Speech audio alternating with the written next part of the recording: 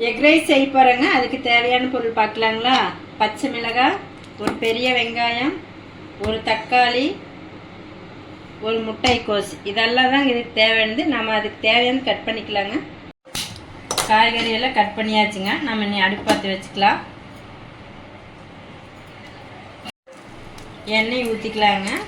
ஒரு 1.5 கரண்டி எண்ணெய் ஊற்றிக்கலாம். எக் ரைஸ் தேவையானது கொஞ்சமாக போட்டுக்கலாங்க.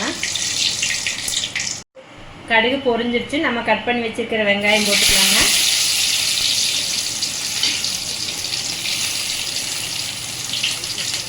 காரத்துக்கு ஒரு பச்சை மிளகாய் போட்டுக்கலாங்க. இஞ்சி பூண்டு, ஒரு பல் பூண்டு, கொஞ்சமாக இஞ்சி, அதையும் தட்டி போட்டுக்கலாங்க.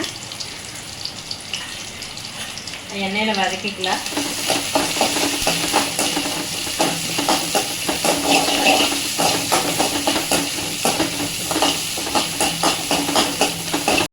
தக்காளி முட்டைக்கோஸ் கட் பண்ணது எல்லாம் ஒன்றா போட்டுக்கலாங்க.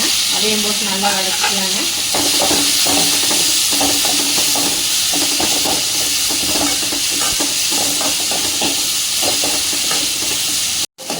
தக்காளி முட்டைக்கோஸ் நல்லா வதங்கிருச்சுங்க. நம்ம 2 முட்டை உடச்சி ஊற்றிக்கலாம். இப்போ எங்களுக்கு தேவையான 2 முட்டை, உங்களுக்கு எவ்வளோ முட்டை வேணால் ஊற்றிக்கலாம்.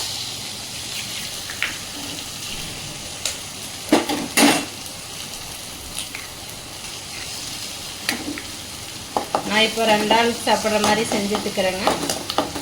அதுக்கு தேவையான பொருள் தான் போட்டிருக்குது. முட்டையை நல்லா வதக்கிக்கலாங்க.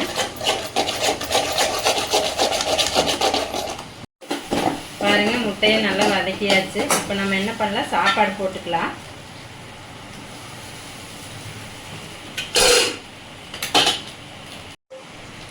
பாருங்கள், சாப்பாடு போட்டதுக்கப்புறம் மிளகாத்தூள் கொஞ்சமாக காரத்துக்கு, மல்லித்தூள், மஞ்சத்தூள்,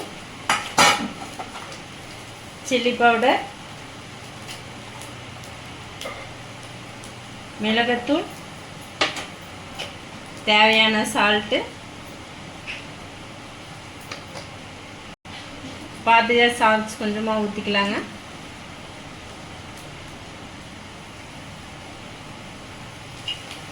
அவ்வளோதாங்க. நல்லா கிளறி விட்டுக்கலாம்.